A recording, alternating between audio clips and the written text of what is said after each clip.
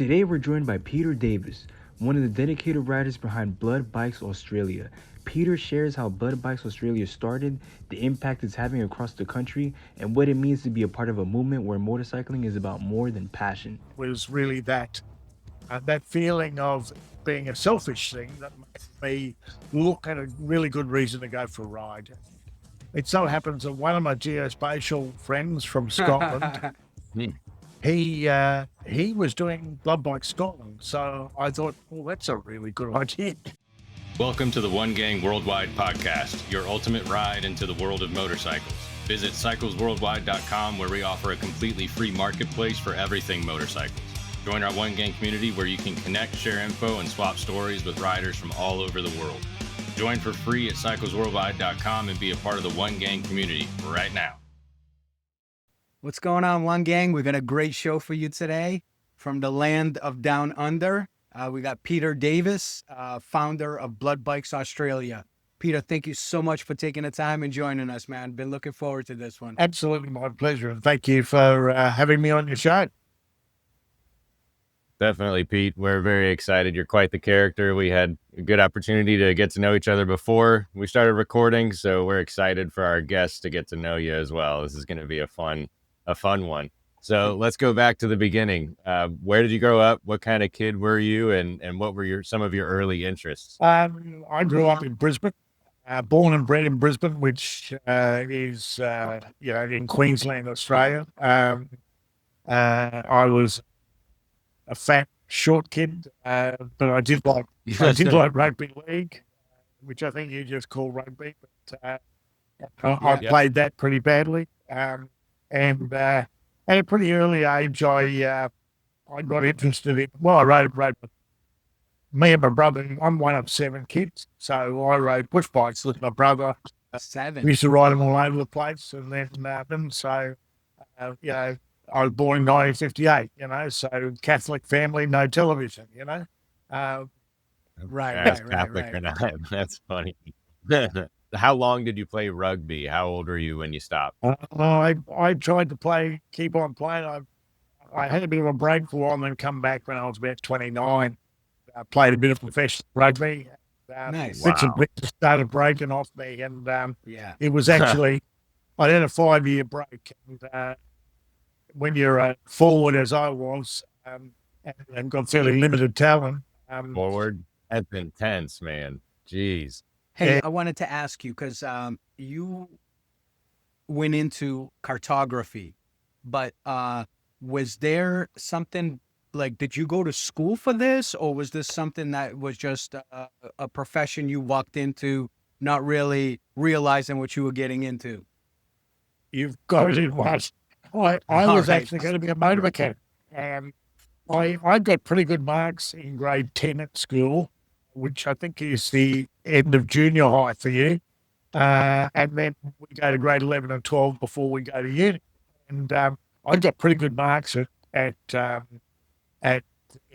grade 10, very good marks actually. And so I wanted to be a motor mechanic. My dad tinkered with cars, my brother tinkered with cars. I love tinkering things, and so I planned to be a motor mechanic. Well, I still finished senior, I did grade 11 and grade 12, and I did okay, and in grade 11 there was this thing where they asked us to fill out these forms for cadetships with the government, and I really liked drawing. I liked geometrical drawing perspective. I really enjoyed that, and so there were 3 sorts of draftsmen.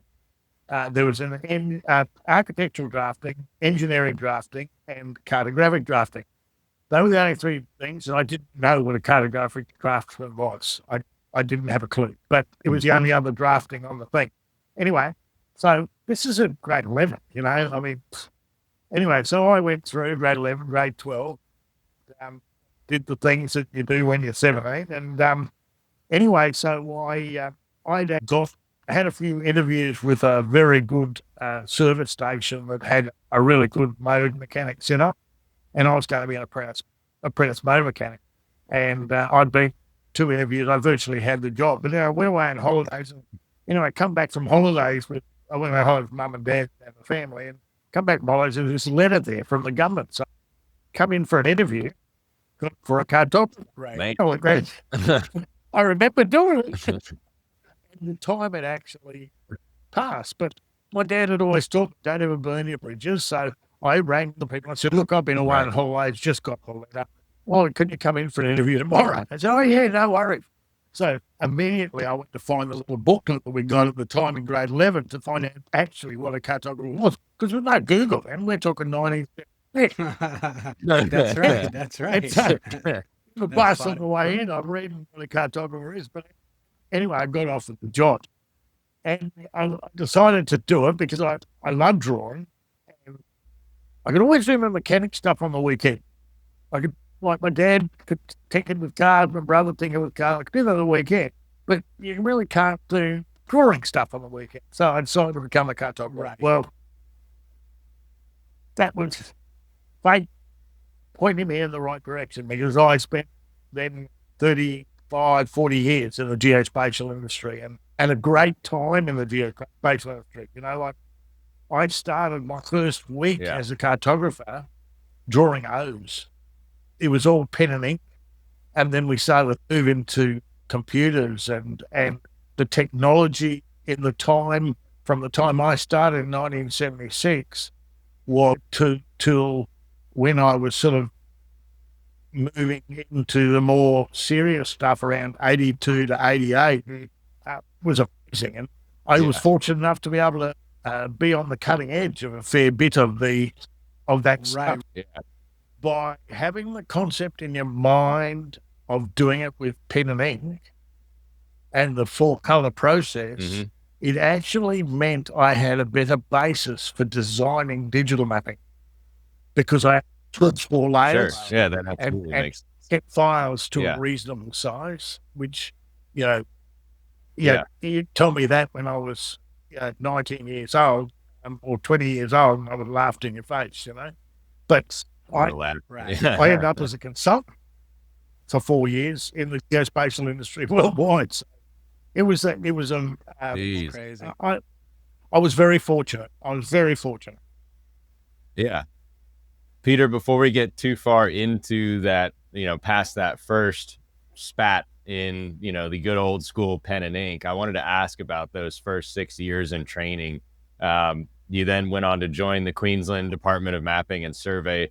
What do you remember most about those early years and the mindset needed for mapping Australia? God, I back hated then? college.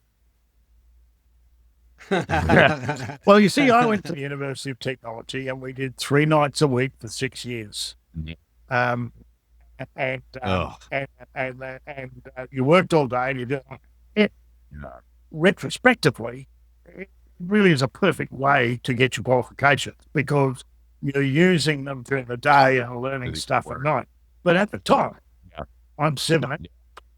Brutal during we went past 5 pubs on the way from work to QUT. So, needless to say, I only made the 80% attendance on every subject I did.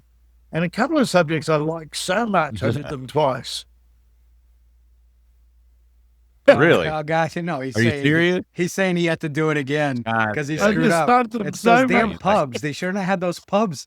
Yeah, it's those damn pubs in the way on the road to school, man. What the hell's going on around here? Spherical Hook, line, and concept, sinker. spherical trigonometry, and astronomy, and Ugh. map projections. They were the 2 that I had two slots at. But, you look back and you go, hey, but it was all part of, it was good training for me. But during that time, I played footy. Absolutely. I played footy. We had a football side for the Public Service League, and I played footy. I probably drank a little bit more than I probably should. And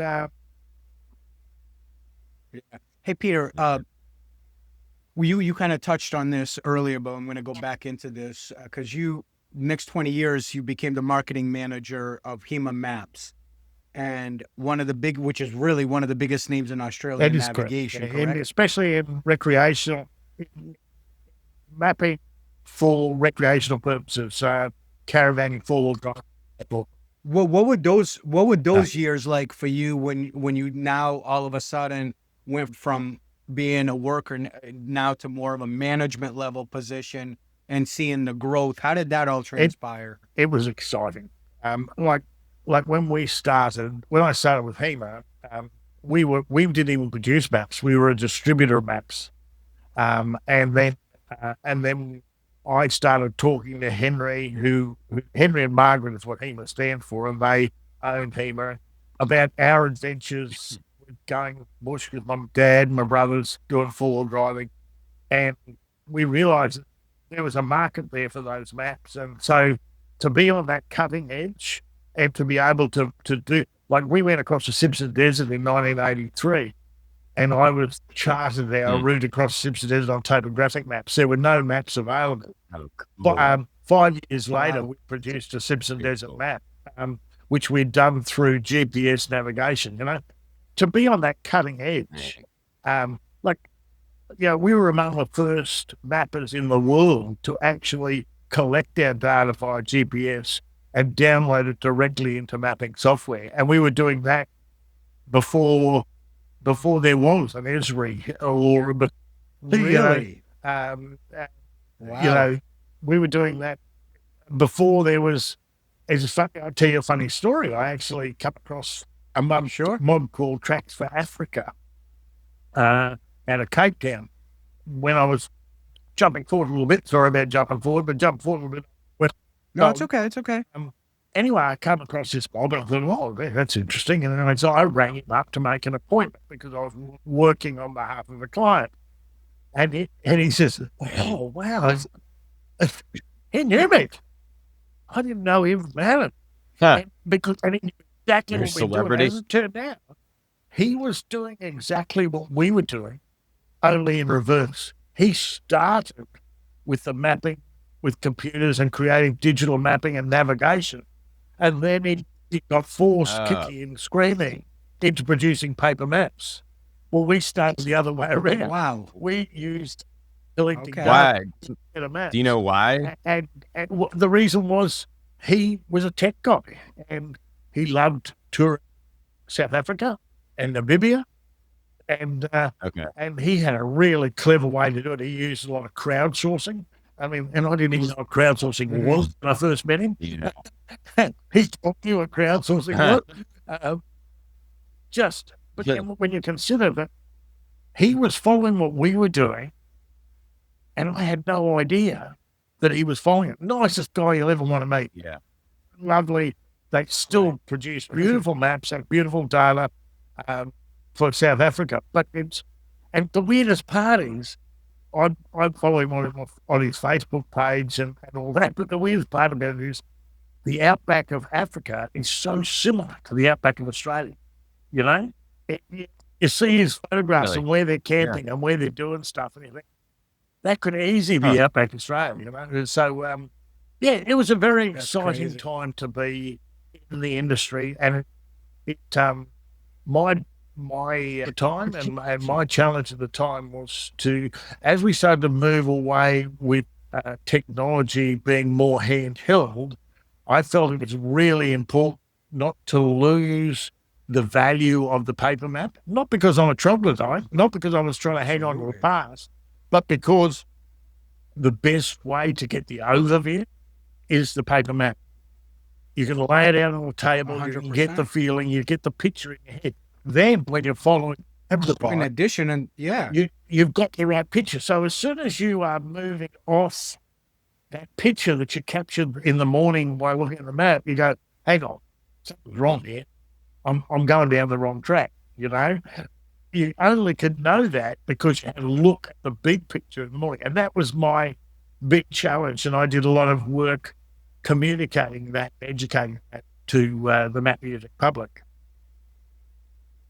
And most people who travel, whether it's desert style, motorcycle, enduro type things, I mean, you can't always count on technology because there's areas where technology is not picking up signal. So if you're out there, I mean, most good travelers carry a paper map and use their whatever device they use. We developed moving map technology where we actually used on mobile devices like phones and so forth. We had geo-referenced PDFs, pictures of maps that were geo-referenced, and then the GPS would move the map as you're moving along. So what was happening is, and that didn't require signal. So that was a real breakthrough in Australia and in the world for remote mapping. It's the fact that you didn't need to have connectivity in remote areas because you actually had the image of that map stored on the device, and it showed you where you were on the map, if you like. That's fascinating. It was, I look back now, it was a fun time then. And we did it on the smell of an oily rag, I mean, it was, I don't know what you know. Hema never was a big company, we used whole of the deserts of Australia in two projects that we called the Great Desert Tracks Mapping Expedition.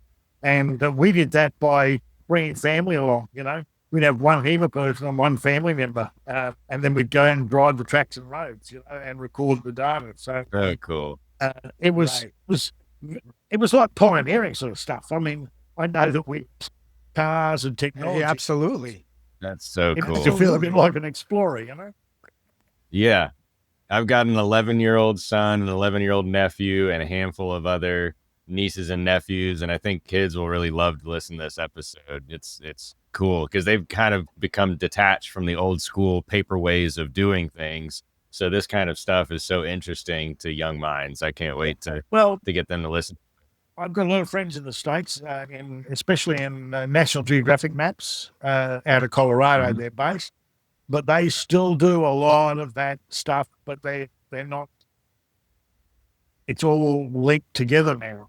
It's about using this together. And I've got lots of friends. I don't know whether you've ever heard of Esri, a private company out of San Diego.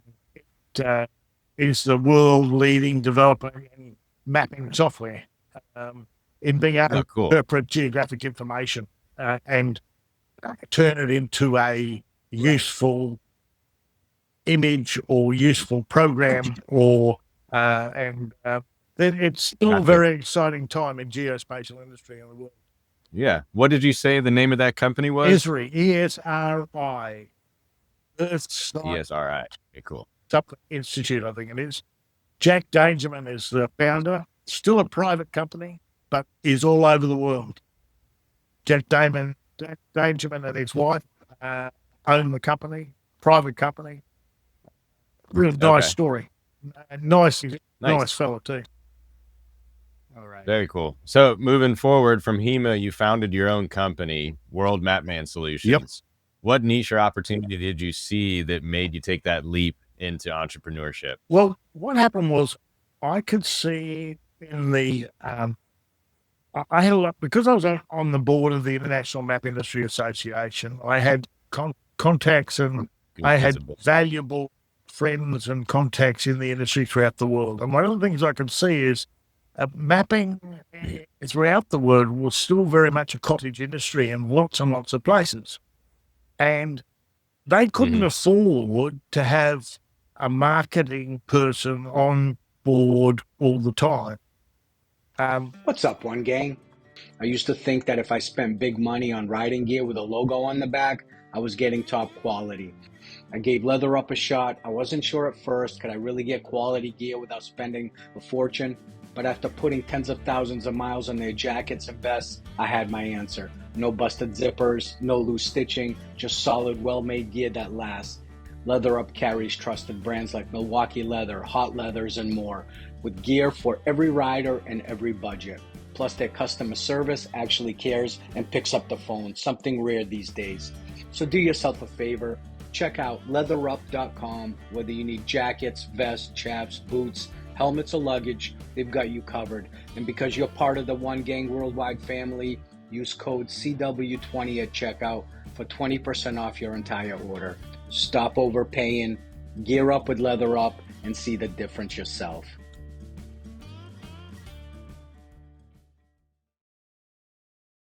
So the weird thing is, if my wife had have loved being on a bike, I probably never would have started love bikes. It was really that feeling of being a selfish thing that made me look at a really good reason to go for a ride.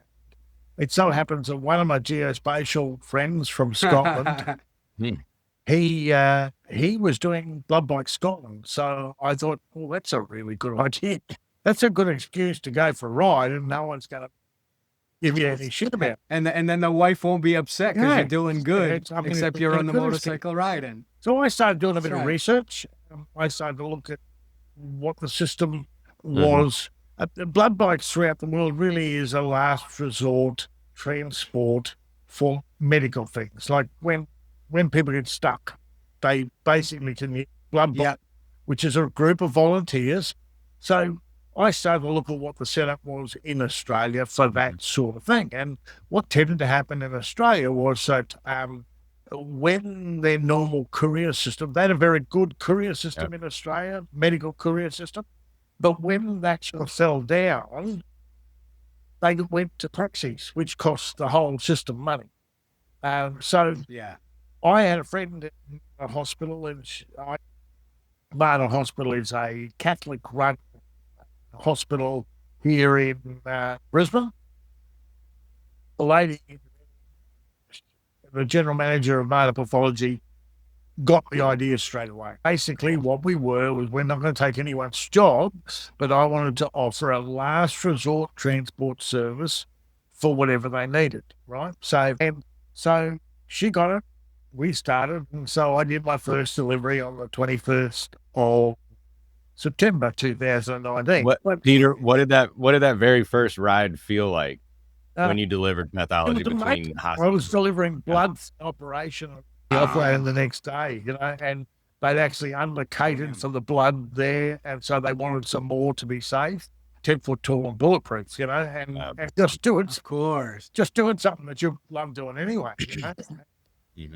Could be, my background in marketing was about, you build for the future, and I thought, there's probably going to be a few would like to do it as well. So I always structured it in a way. Gotcha. No, it makes sense. I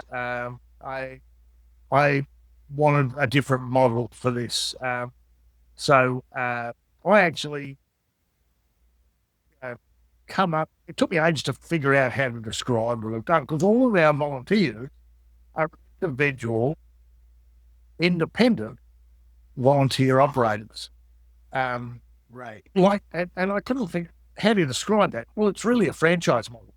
So I've invented the very first in the world volunteer franchise, where there's no money involved. Every volunteer looks after their own expenses. They all have agreed to a set of rules, which is the same for everyone, and we all have a qualification. So I developed this, and I thought, what? So and we'll see how it goes. And anyway, so a really good mate of mine, a bloke called Mark Hinchcliffe, he used to have a website called Motorbike Rider. And I used to ride with him all the time. And I didn't realise what sort of following he had on his website, because on Blood Bikes Australia, I'd done the website and all this and stuff, and Blood Bikes Australia was me. Me in Brisbane, one healthcare provider, one job. Not long before we had 10, 15, and then we were getting people from all over Australia, and so that started the process. And let me ask you this, Peter. Let me ask you this. I mean, you went from just you to now you have over 100 volunteers, which you were getting into. The word spread basically through the website and the story. Is that how it started to move forward for you to get more people on? And I wanted to ask you a part B to that question. How did you keep it all coordinated without a budget or corporate backing? Because that's the challenges right there. Because I'm too dumb to give up. But no, the way I went, Mark had a tremendous following. Mark Hinchcliffe had a tremendous following on Motorbike Rider. And so he he got probably the first 250 volunteers we got through him all over Australia. Then various, the national broadcaster, ABC, did a few stories on it through their radio network. Then Awesome. television show on Channel 7, it's called, what was it called? Oh God, they'll hate me. Sunrise, Weekend Sunrise, did a fantastic story on us. Sunrise. But listen, we get a little bit of story. There's a story in the newspaper here. Right. It started to snowball a little bit. bit, People were starting to pick it and up. then what happens is the way I've structured it, unbeknownst to me, I've structured it because I don't like committees. I don't like people bossing me around. Sure. It suits motorcyclists. So the very structure that we've got encourages more motorcyclists to come on board because they're still, you're a motorbike rider. What do you like? Independence and riding is exactly what this is. And so how did I manage to do it? Well, firstly, I had to get a nationally recognised certificate, which we were able to get, and that was mandatory. The other really key thing to our rules are we must stick coolers. We got rid of any wannabes, any wannabe, heroes. And it also is critical because, in effect, we're just riding our bike like anyone else, and we just happened to be taking some stuff, volunteering for healthcare providers along the way. So the insurance companies saw no difference between us taking a private ride and between us doing this. So we had 8 of the major insurers in Australia being able to insure all our different. What they're carrying has no intrinsic value, and so we so it sort of, I mean, healthcare providers his service and do that. I had to figure out how the volunteers were going to make themselves available. So I went down to Sydney one time, and when I was appointing a coordinator in Sydney, and at the present time I was using an Excel spreadsheet that I divided the states for each of the volunteers with their details, and then I downloaded it onto the phone, and then there was a little box with an arrow on it, and it said, send this file. And I went, send an editable file. And so I sent an editable file to the guy. And as it turned out, if I shared that, I actually had a way of making people available real time through an Excel spreadsheet. So I gave read-only access to the healthcare providers. I gave editable access to all the volunteers. And so when they needed somebody in their states for them, the healthcare provider, see who was available and ring them directly. So I didn't need a in-between. I was I was putting the healthcare provider who had the need directly in contact with the volunteer occasion. That's how I started with the first 150 or so volunteers. That's cool. I didn't have any grey hairs before that. But if you can imagine. Yeah. Hey, it almost goes back to mapping too.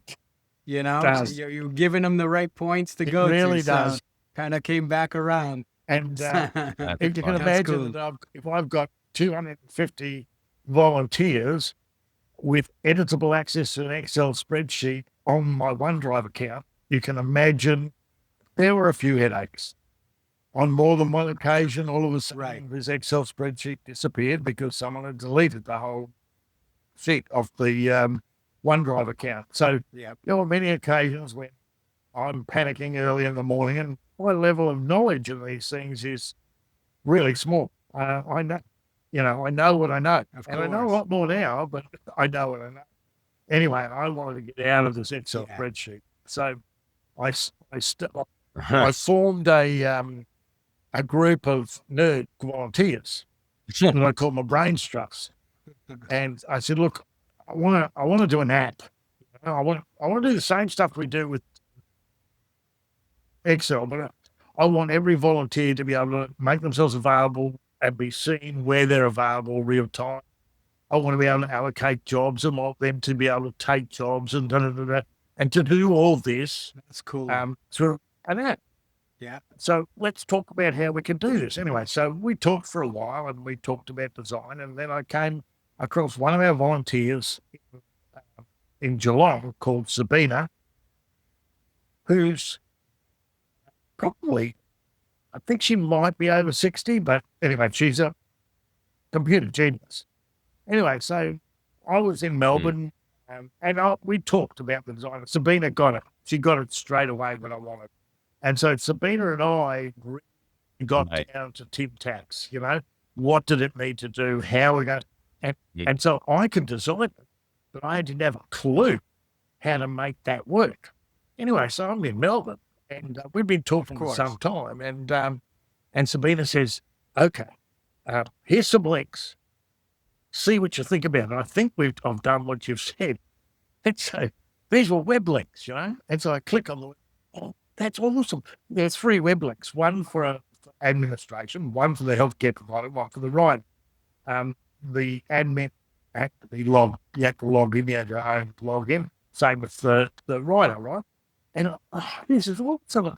And then it hit me like a ton of bricks, because one of the problems with the app is that if you're never working with an app, you've got to do 2 apps, one for Google, one for Apple. So you've got to pay for them. Now, Sabina said, no worries. She's a volunteer. She rides a Harley Fat Boy. She said, I'll pay that. That's no worries. But then it hit me like a ton of bricks, and I said, look, why do we need an app? If we got an app, every time we want to make a change, we're going to make a change to 2 apps. Then we've got to put those changes to Google and Apple. Then we've got to get them approved. Then we've got to make sure that all our volunteers update. Why don't we just use these links and call it an app? That's what we do. That's what the system we now work now is. The rider has his own link. He logs on with his own unique thing. He says when he's available. And those 3 apps and those 3 links, they talk to each other? Yeah. Oh, totally. They totally talk to each other. Nice. Nice. So the administration can see what's good with the hospitals and the riders. Yeah, that's cool, man. The admin is done by our coordinators. We don't have a rank. We're all equal, right? But I have coordinators as communication hubs, just so that because it's an individual thing we're doing, their job really is about creating a community amongst us, right? So they have access to the admins.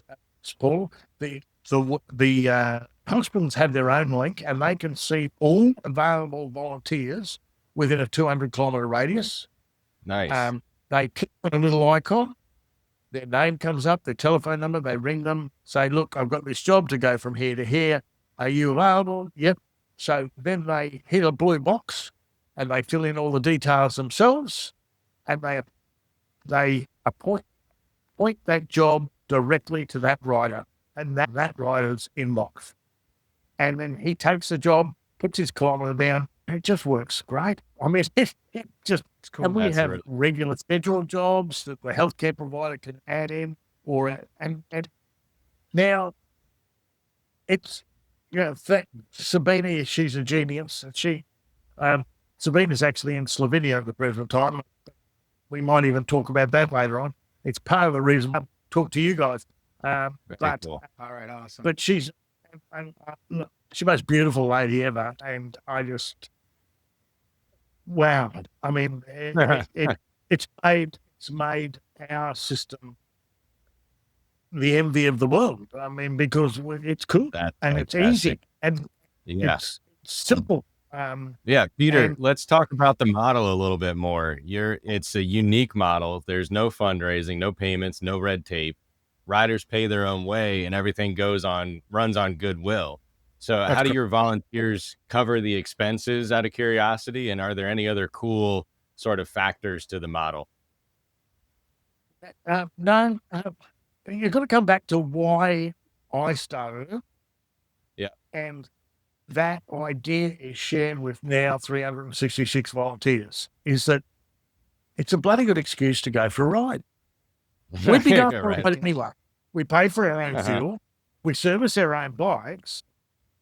It's a Yeah. no-brainer. I mean, it's Yeah, like, that makes sense. That's cool. That's a good where's the idea. downside? I guess it's true, right? We Well, gotta when you pay for the fuel. compare it to just, yeah, when you compare it jumping into a car and having to go somewhere, it's completely different than jumping on a bike and having to go somewhere because it's an excuse to get on two wheels. So you're right. It kind of it's a different type of And like unless you've ridden the bike, you feeling can't of spend- doing something. I Yeah. tell you, that's one of the things I was early on when I got my bike. I rode along a particular road that I've done 100 times before in a car, and it hit me while I was riding on this road, like I'd never been on that road before. You're in the environment, rather you're part course. of the environment. Yeah, Yeah. immersed. Yeah. It's what makes people ride, but and Yeah. so we don't need to, and there's no compulsion.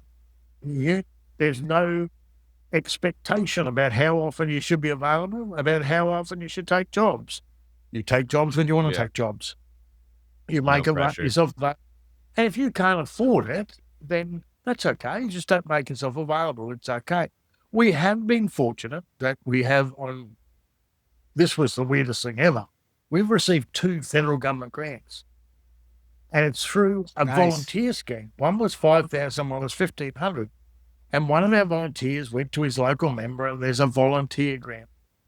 And he says, and he asked me to fill out all the stuff, and I thought, look, we haven't got a bank account. There's no way we can get this, but I did it because you've got to encourage people. You've got to be supporters, and you kind of share them anyway. So I went through all the bullshit of, or pardon me, French. I was, filling out That's the okay. thing, da. Anyway, the first time I did this, and then I think it must have been about 8 months later, I get this phone call, and it says, "Oh, it's Bert Van Menen here." And I said, "Good." He says, "I'm a member for Ford. I just want to let you know that your $500,000 grant was approved." Nice. That $5,000 went into my bank account. So, and I mean, so straight away, I turned that into $25 fuel vouchers and distribute amongst the volunteers and the other cool thing is it created us a way of doing that in the fact that a volunteer started with a full tank and then they used the $25 fuel voucher to top up at the end of the job. Lots of our volunteers didn't even take fuel cards, but some it helped. Some are on pensions. Yeah, well, it's not our place to talk about anyone's Right, of financial course. situation. It helped out.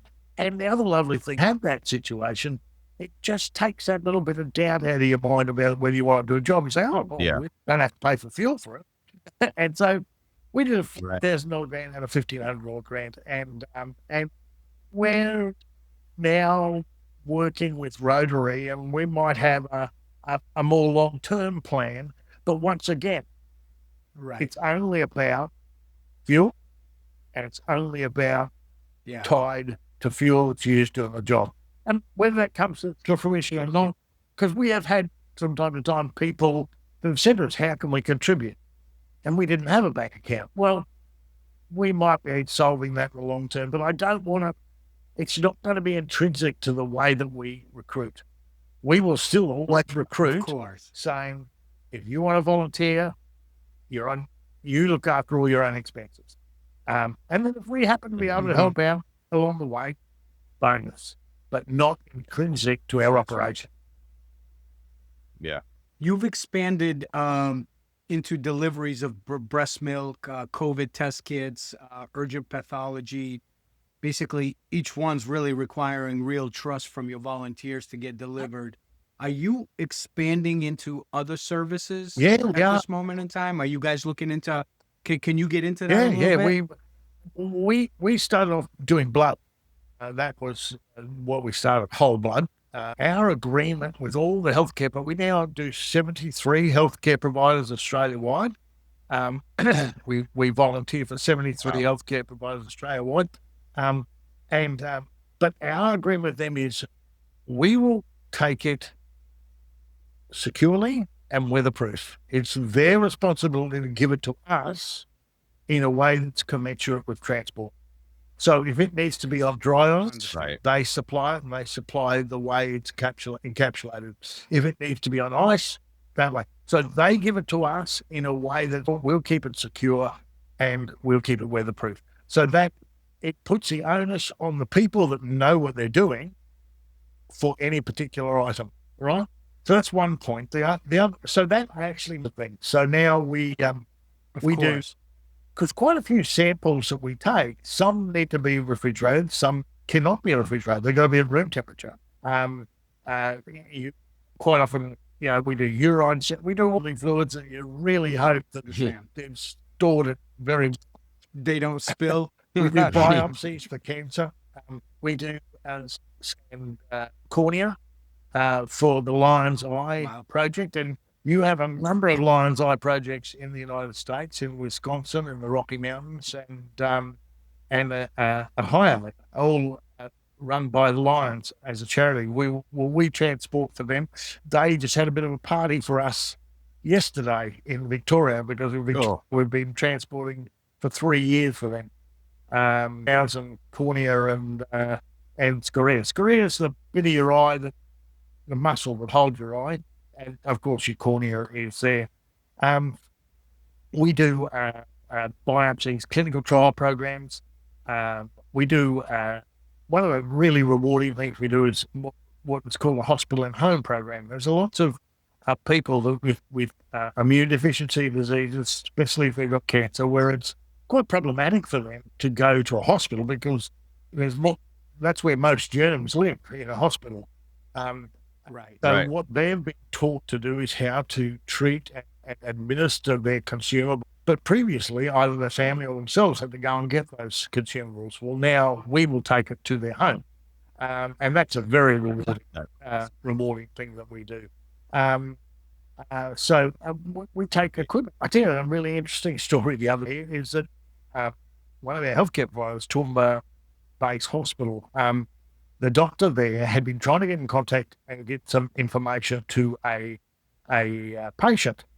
But due to, we had a cyclone come down in Brisbane not so long ago. I don't know if you heard about it. But anyway, for 6 weeks, this guy had no telephone coverage. So the doctor said, "Can you drop this letter to him?" So we dropped this letter because he couldn't get in contact there. And I don't even know what it said. All we had to do was drop the letter to him. And so we often drop medications. We don't transport drugs. We transport medications. We don't care what we're carrying. To us, it's of no interest. We're simply transporting a medication from where it is to where it needs to be.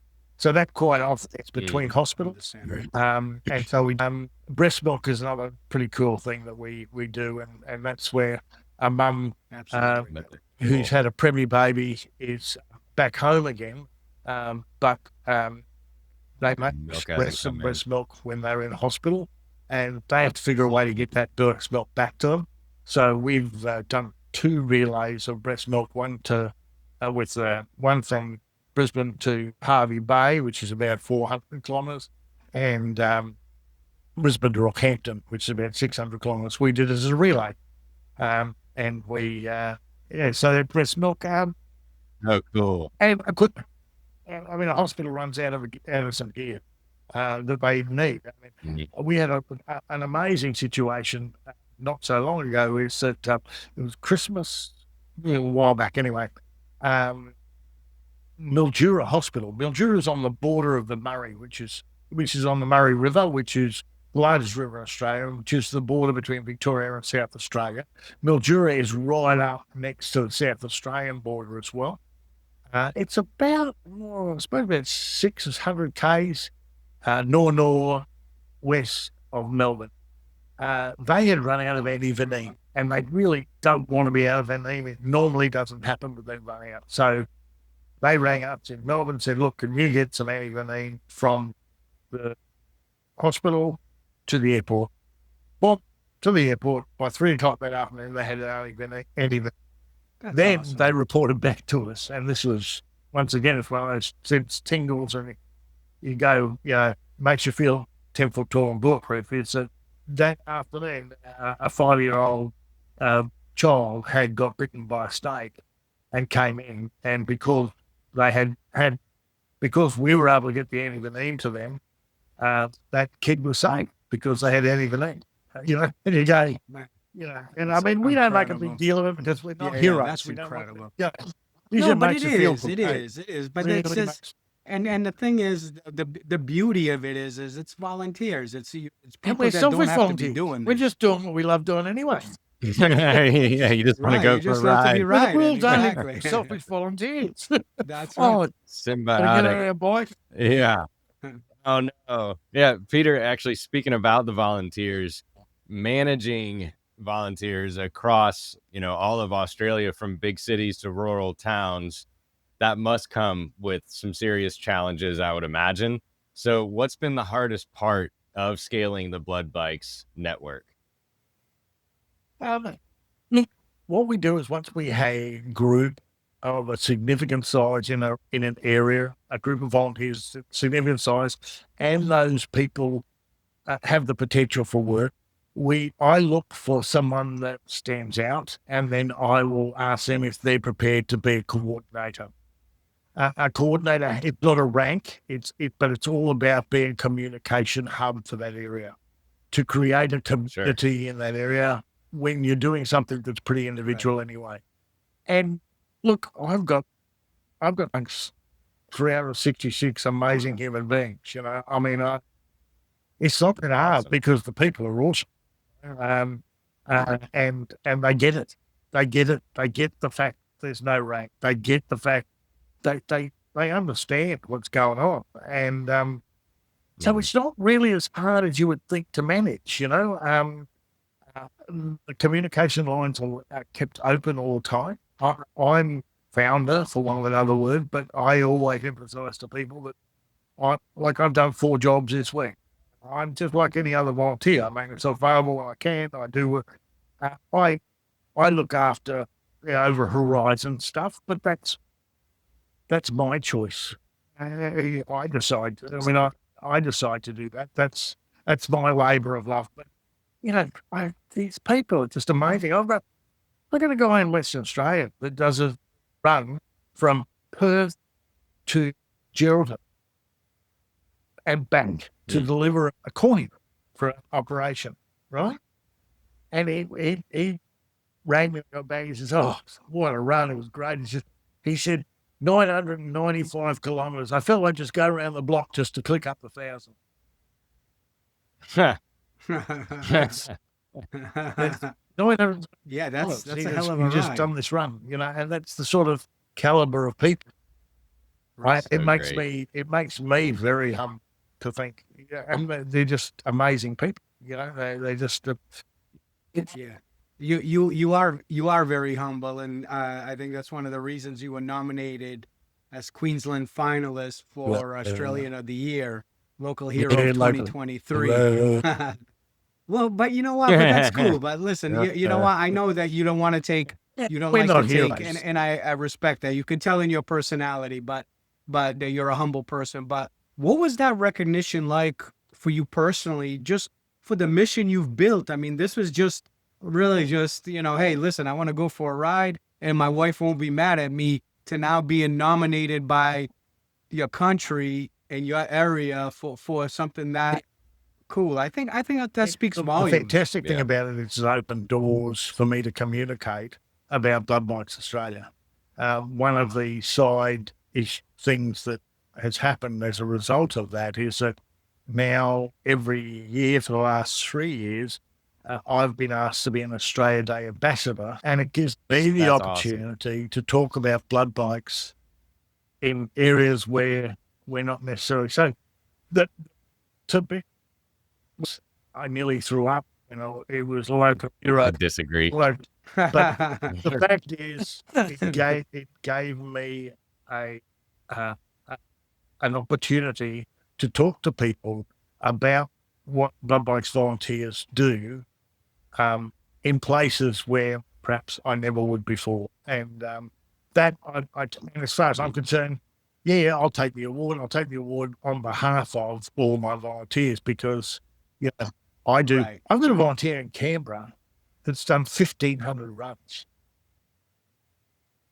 Wow. Now, I've only done about 400 or 500, but he's done 1,500, and like with the smile on his face. I'm always he's actually the coordinator for ACT, and I'm always worried about he might burn out. And to an extent, he actually bought an FJ FJ FJR. ex-cop bike and got a photo of the blood bikes in the UK specifically to do his blood bike runs, and it's all done up in Cool. That's killer. it's this is the sort of people. That's cool. It was a great honour and a great opportunity. Obviously, I'm an Australian. I'm very proud to be an Australian.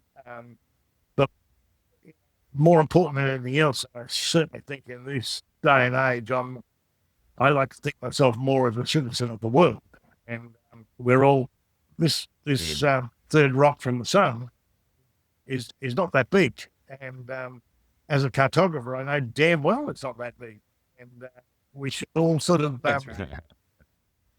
we should all try to live together a little bit better, I think. So anyway, Yeah, no question about it, man. and that's where I'm I hope to move forward. No, it's awesome. It's Understood. Awesome, deservingly so. Yeah. Getting the chance to get to know you, deservingly so. So, Peter, you're also working on integrating real-time tech to improve routing and volunteer response. How has technology helped bikes, and what's still ahead on the roadmap? Well, as I said, the technology that we've got at the present time is integral to what we're doing. One of the concerns that I've had in the beginning is, let me tell you a story. 3 years ago, a motorcyclist in Brisbane went on a ride, didn't tell his family where he was going, and he didn't come home. So we all sort of started looking for where he might be. Anyway, long story short, 2 weeks later, he was found down the bottom of a ravine. And I did not want that to ever happen to any run bikers. So through LinkedIn, I got a connection with Andrew Richardson from Real Rider in the UK. Now, Real Rider is an app that is basically a crash detection app, and what it means is that it allows you. It detects some stopping movement. It also, meaning you've been thrown off your bike and you're not moving anymore, or it detects a crash and then immediately offers you the opportunity to cancel if you're okay. But then if you don't cancel, it immediately lets the emergency services know where you are and who you are. Well, I got to know Andrew through LinkedIn, and he got to know me through LinkedIn, and we started to talk. Now, every one of the volunteers in Australia has the Real Rider app. He offers us a very attractive deal on it, but to me, it's absolutely essential to know if the worst should happen and any of my volunteers should be involved in an accident, the emergency services get to them straight away.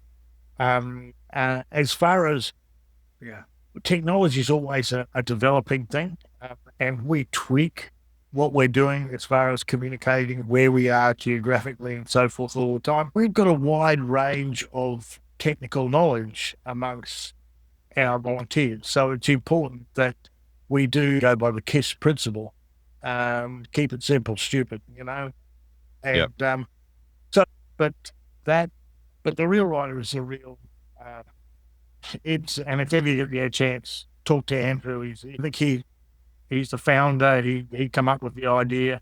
He's in the UK, but his name's Andrew Richardson from Real Rider. Andrew. All right.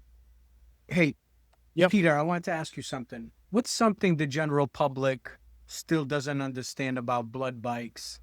And maybe what they do or what you wish more people realized about the power of that small volunteer effort? They say, but why do you do it? The public say, but What are you doing? Oh, got it. Yeah. We just simply say, hey, Which means they don't understand love to really ride. exactly. That's why what we the do it. reasoning We love is. to ride, and to ride while. And so that's to put it simply, that's the most common question. I think it's more that you love to help people. Riding is just a benefit Or- of what you're doing. Or we can, in my opinion, because there are people who love to ride, but they wouldn't do you'd be this. amazed, and hopefully it will be a disease that goes through the bloodstreams of motorcyclists worldwide. I hope so. I'm working towards that, but Yeah. it's a bit of both. It really is a bit of both. I mean, we're not saints, but look, everyone. You look at the number of charity rides there are throughout the world, and you tell me that motorcyclists have a hard go. No question.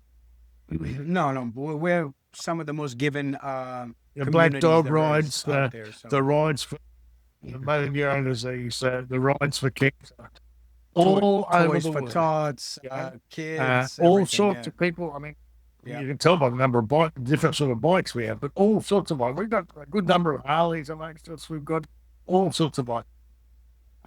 I think the motorcycling fraternity, Right. in their very nature, is kids. It also, we probably Agreed. maybe in the back of our minds, there's every likelihood that we could be the recipient of some of its medical help from time to time because, not much between our roads. Right. So You never know. I don't know. It's for most of our guys, honestly, they love to go for a ride, and to be able to go for a ride and do some good, and that's the response you get from most of our guys,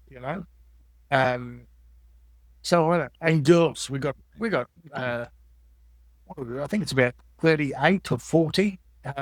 We all do rugby as well. It is great. It's great. Awesome. Like as I say, Yeah. I hope it's I hope it's an infection. Yeah, I hope it spreads like a bad disease, man, where everybody's doing it. It seems to be that it's moving in the right direction.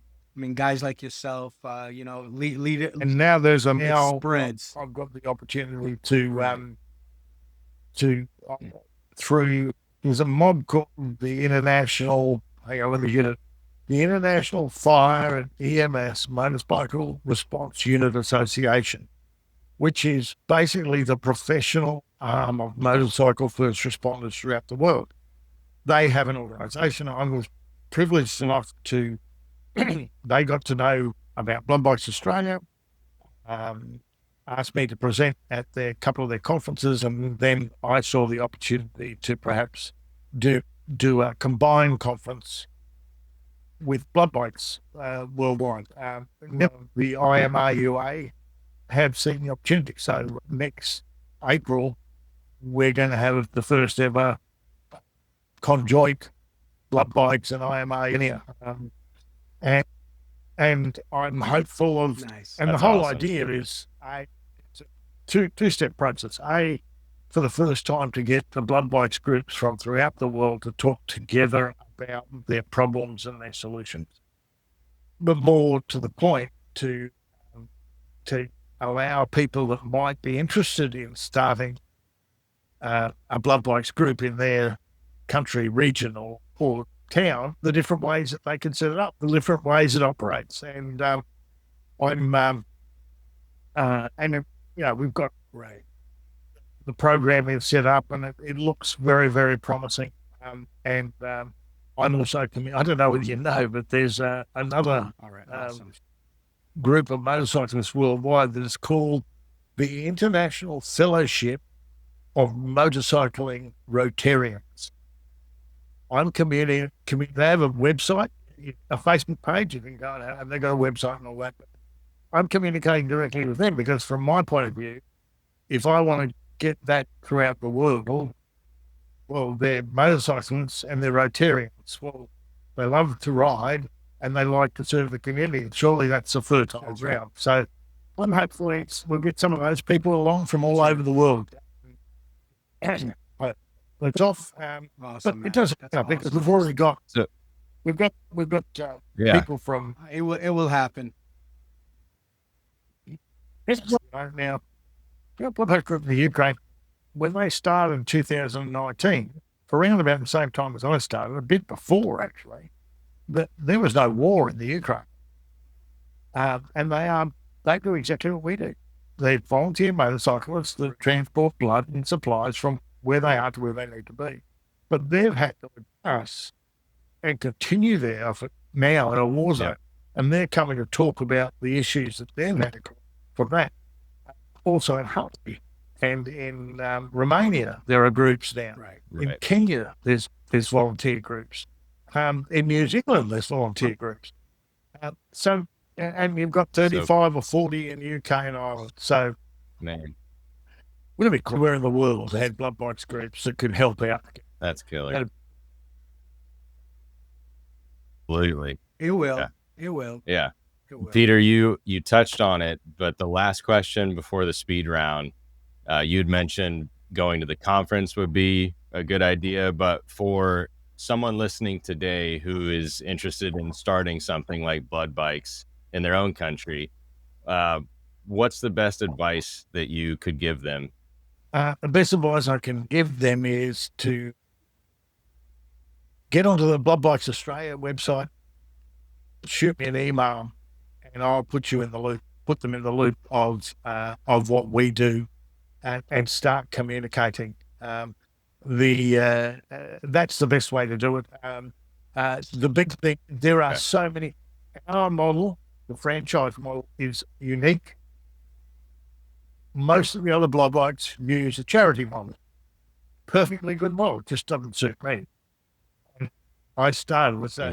They have a proper charity, committees and charter and all that. And it works very well. It works for 40, 50 years, Everyone can pick their own model. And the big conference that's going to happen next year is the opportunity for people to talk and listen to different models, how they work, how they can start their own in their own area.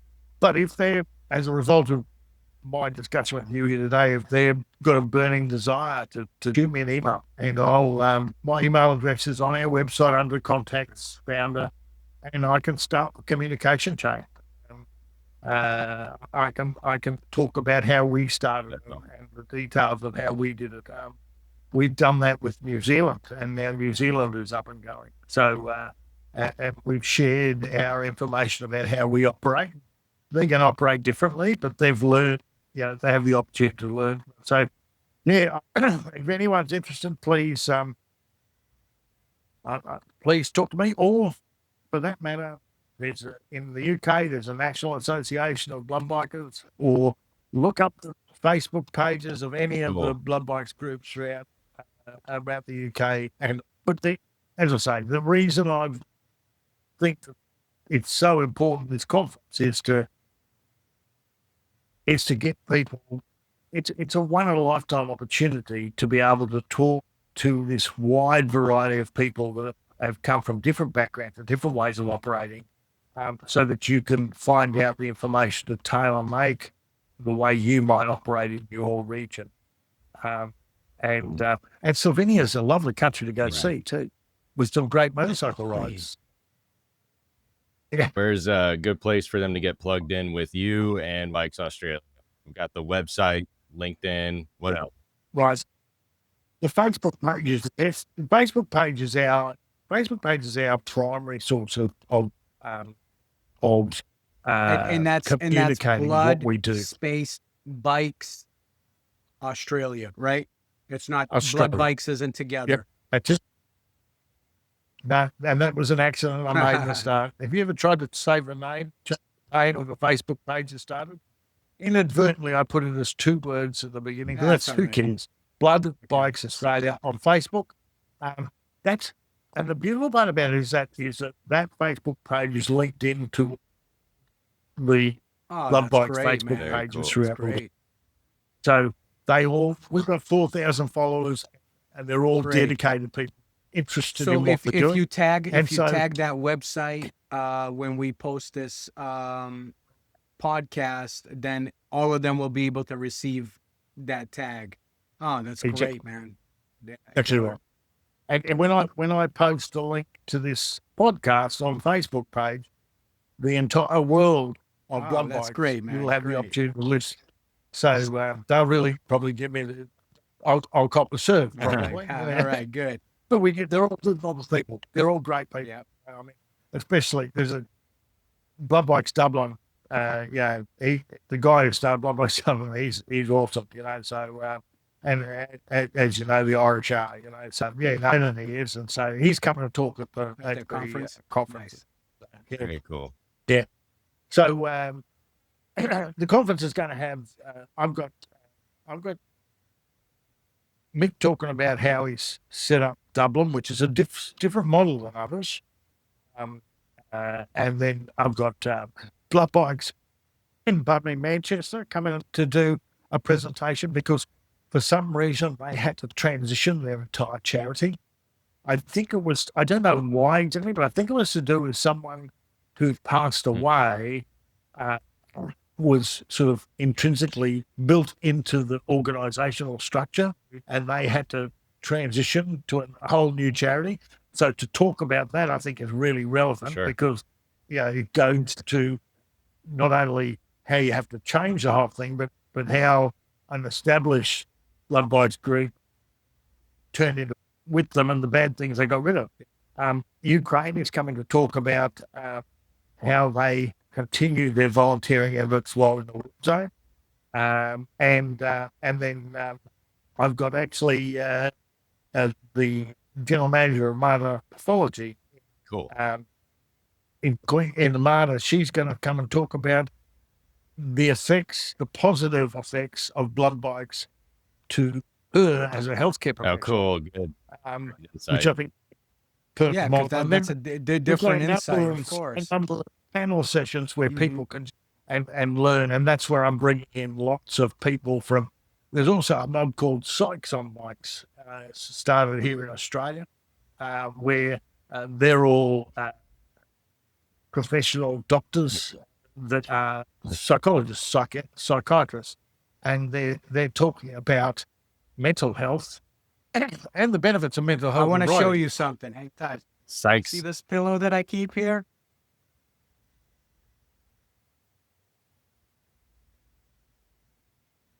But that should say unless it's owned by the psychiatrist. You got to read out the pillow for the listeners, Serge. Oh, sorry, man. The pillow says you never see a motorcycle parked outside of a psychiatrist's office. Unless it's owned by the motorcyclist. Unless it's by the psychiatrist. Right. Peter, we've That's got fun. Sykes on bikes. What about blokes on spokes? We've also got Doc Bike in the UK. So there's a number of allied that are coming to do the conference. And the idea is to talk about the whole genre. And of course, what we're working in is the International Fire and EMS. And so these are people whose day-to-day life is using their motorcycle as first responders. And in most cases, they're paramedics. So, Right. And even some of them are looking at saying, perhaps, so they're thinking Speaks along those volumes. lines. I want to go to that conference, man. There are going to be so many cool stories. Please come. Yeah, We'd love to have you. that's awesome. I've got no idea what it's going to be like. It'll be I'm good. sure it'll be It's a cool. beautiful viewing to the Facebook page. I'm keeping everybody through the Facebook page updated with as it progresses. Okay. And also I've got Sabina, who's actually spending 6 months in Slovenia now. She's doing some trips, and I'm featuring those so that because obviously no one's going to come around the world to spend 2 days at the conference. They're going to go for a ride. Right. Spend it as a holiday. I know Karina, my wife, and I, we're going to have 2 weeks holiday over time. Nice. We've all got to pay our own way, so I'm not going to go all that way and not have a good look around Slovenia. Right. So Right. but it's beautifully situated. Yeah, not get on a bike and go enjoy it, of course. Yeah, and so that's the idea is that, and so I'm building as I go by. And so once again, if you keep your eye on our Facebook page, I keep on letting people know. We'll make sure we link everything to this podcast, all the Beautiful. notes. So no worries on that. All right. Well, listen, you made it through the questions. Now it's time for the speed round. Oh, okay. This is where we get to kind of see your silly and goofy side a little bit. So Cool. we're going to put 2 minutes on the clock, and let's see what you got. Yep. Okay, hang on. Let me Ben, you ready? coffee first. Yeah, go ahead. Drink some Look coffee. it up. Okay, wait. All right, let's do it. All right, first question. First motorcycle you ever, or I'm sorry, best motorcycle you've ever owned? 125 Or, oh, that was easy. All right. 125 Okay. Suzuki. Which one? I didn't hear it. What'd you say? A 125cc Suzuki 2-stroke. Two-stroke. must Everybody have- loves that two-stroke. Must have 1,000 head of sheep. Right on. That was zero hesitation. All right. Outback Map or Google Maps, what are you grabbing in a pinch? Outback Maps. Kind of cool. All right. I was going to say that's kind of an I was incriminating hoping question. you say that. All right. Riding solo or in a group? Small group. Preferably Nice. no more than Nice 3 group. riders. Cool. Yeah. All right. Better view, top deck of a tourist bus or the saddle of a motorcycle? Saddle and motorcycle. Hands No down. hesitation. All right. Do you still have a favorite map you've held on to for years? Yeah, I do. I've got an atlas that was given to me by when I left Hema, and it's called Earth, and it's an atlas that weighs about 50 kilo, and it's about 1.5 meters high and 1 meter wide. Cool. Just a beautiful atlas. So yeah, it's worth about That's cool. $5 or $6 grand. But it was given to me. Wow. And, Yeah, but that's a nice it's, gift to have. Yeah. so yeah, that's my, and I still hang on to it. That's incredible. cool. If you could do a blood bikes run anywhere in the world, where would it be? Oh, is that road from Italy up, from the edge of the lakes in Italy up into Switzerland. Through the There's a Dolphins. train that goes there, the Bernina Express, I think it's called. But I came back down on a bus, and we came around this. Cool. Oh, and I thought, oh my God, would you love to ride that road? Yeah. But yeah, that's it. Unbelievable. I'll take a quick run from the edge of Lake Garda in Italy up to the Switzerland on that road. That wouldn't be too bad. Gosh. All right. What's more stressful, launching a new product at Hema Maps or herding volunteer riders across Australia? Oh, launching new product for Hema Maps. Nice. My All right. Favorite Aussie? Yep. Go ahead. there's no stress with my volunteers. They're like my right hand. Yeah, That's awesome. they support me and I support them. Yeah. Right on. That's cool. All right. Favorite Aussie food you'd take on a long ride? Well, I don't normally take it, but we normally always have gravy and chips when we pull up at a pub. Gravy and chips. when we pull up at a Okay. pub. All right. Don't usually take food on a long ride because we'll pick up some gravy and chips at a good pub. Nice.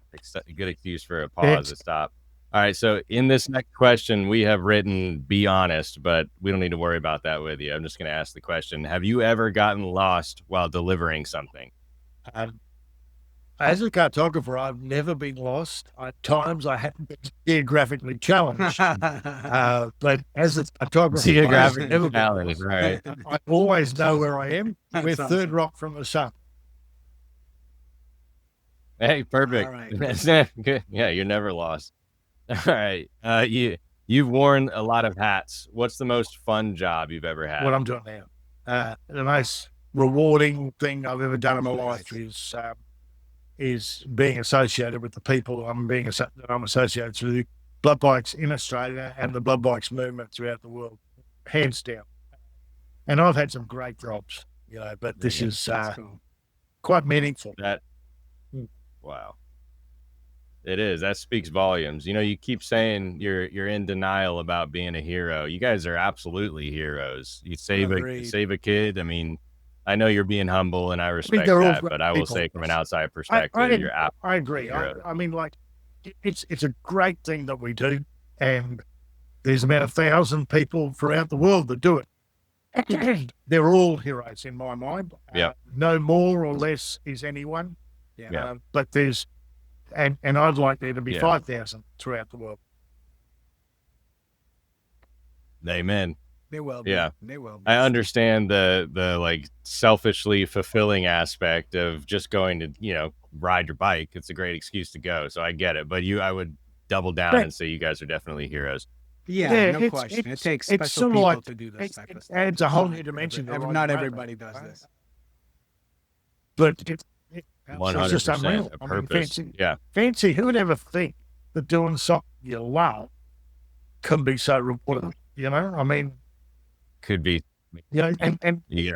Right. riding through some of the most Absolutely. beautiful country in the world. You know, I mean, like I did a run this week. You know, and I'm riding along, and there's a little southwesterly wind blowing, and I'm riding down the highway. Because when the southwesterly's blowing in around Brisbane, it blows all the sea mist away. So everything is absolutely crystal clear. Christmas in the air, and you're riding down the highway doing 100 kilometers an hour. Well, you know, I mean, and you're taking some blood samples from country hospital to Ipswich. I mean, life is good. Right. Seriously. That is, Life is good. man. All right. If you could have dinner with one person, dead or alive, who would it be? A very good mate of mine called Len Bedell. I did meet him at one stage, but I've never had the opportunity to have a meal with him. And Len Bedell opened up most of the inland of Australia. He was actually the last Australian to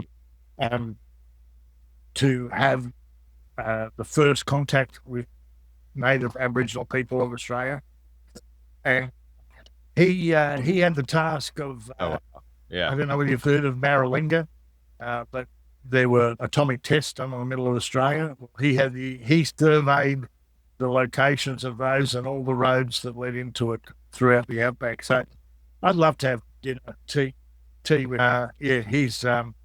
He's always been a hero, man. So he stopped to do motorcycles, but Cool. no, he passed away of cancer. Probably 20 years ago now. When you get to my age, 20 years doesn't seem that long ago. He's got four books. I'm going to read into him. That sounds awesome. Too Long in the Bush, Last the Bush. I forget the other. Great reads. Not big. They're Lambdell there and read his books. And if you ever want to hear him speak, there's a CD you can get off the web called the Shepparton Address. And you actually hear Len talk, and you talk about unsung heroes. One day they need to make a movie about Len, because he really was Australia's last great explorer. Only when he opened the country, he had a grader, a bulldozer, and built the roads at the same time. That's cool. Man, that's what a life. Yeah. All right. Next question is, what's one misconception the world has about Australia who's never been there? They think it's smaller than it is. Yeah. There are people that come to Australia and go, oh, yeah, I want to go to Brisbane, Sydney, Melbourne, and there's rock. Yeah. And I go, yeah. You know, it's about 2,000 kilometres from Brisbane to there's rock. But on the globe, it looks like it's small. What do you mean? Well, globe is good to Yeah, see it's it. I very- mean, if you see most maps, Right, they use a right. transverse No. Mercator projection, which is most of Australia looks very small. But, give or take, we're about the same size as the United States. If you were to lay Australia over the United States, it's a bit bigger, but it's not close. And the whole of Europe fits into Australia with some heaps of spare. Absolutely. So, Absolutely. and that's where people have trouble. It's at the distance. It's a long way around. So it's a great misconception about Australia. I don't think we're a pretty easygoing mob of people. So and we like accepting people from all over the world. So But most common misconception is distance. Right. It's 800 kilometres from Brisbane to Cairns, the Great Barrier Reef. So, so you've got to, Right. if you want to see something, you've got to fly and then drive. Fly and drive. That's the way to see large chunks of Australia. Yeah. Now, is it true that everybody has a donk?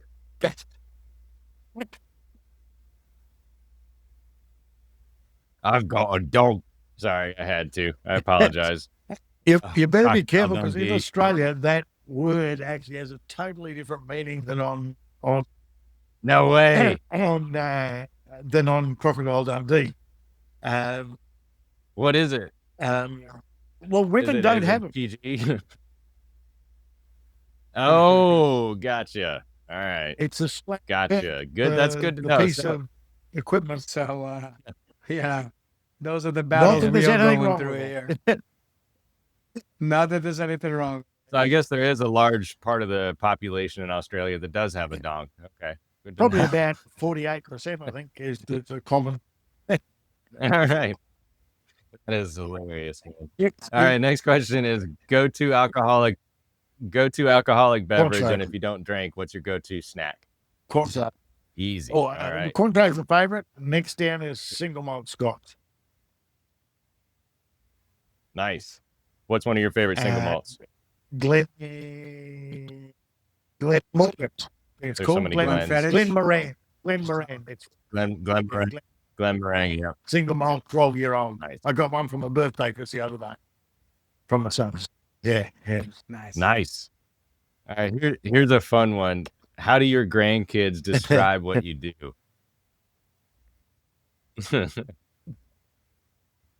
I think they just say there's blood box. I think that's all I think I do. Apart from watching them play footy and stuff like that. Like I've got Right. 4 grandchildren, 2 identical twin girls, and then another girl, Penny, and then Boston, and they all play Australian rules. And so I watch them play footy a lot. But yeah, That's cool. Pop Cool. rides a bike, and he does blood bike. That's probably what they'd say. All right. That's how they describe. Nice. Cool. All right. Last question of the speed round. Finish this sentence. When I'm riding my motorcycle, I'm I'm in my own world. cool. I just love Right. it. It just Nice. it's like Hey, you made it. I don't think people who don't Yeah. ride could ever understand. Understand. It's no, they can't. Not unless you do it's it. really hard to describe. It's a Mhm. feeling of freedom, a feeling of There's a saying. If I have to explain, you wouldn't understand. It's exactly right. Yeah. I think it's Yep. thank God I do it. Yeah. And he's Peter, you Yeah. did it, man. 1 minute, Oh, 59 cool. seconds, Kills it. 59. I don't even Yeah, put man. extra stuff in. Right under. 1 I don't second want a under. beer either. You are Talking about good. alcohol. That might be one of the fastest speed rounds of all Talking about time. alcohol. I mean, there isn't alcohol. I don't mind a drink all day. So tequila and vodka, due to bad experiences in my youth, I steer away from nowadays. But I still at times there, and there's very few alcohols that I don't mind a tipple occasionally. Nice. Right on. So, Peter, Yeah. your But- story is so fascinating. Having your wife not being interested in motorcycles and what that led to, and how it's all symbiotic, getting an excuse to go for a ride, but also coincidentally the byproduct of being a hero. I mean, the meaning and the purpose behind what you do in your life has been incredible. So thank you so much for joining us. It's been an awesome episode. Thank you. And it puts a whole new meaning to the word Yeah. fate, doesn't it? I mean, I just think maybe I was just the right person, the right place, and the right time with the right idea. Yeah. But, hey, it's great. Thank God I did. Thank you.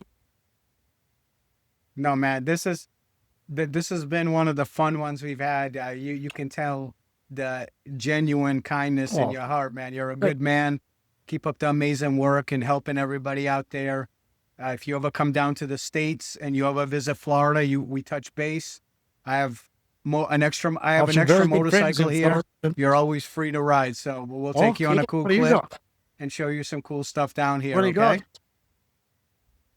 What's your bike? I've got a couple. I've got they're all Harleys. They're all Harleys, but you know, but I got a Dyna, a Softail, a Springer, Road King. So I've got a few of them. You know, so I mean, like I said, you come down Nice. here, man. You always got a bike.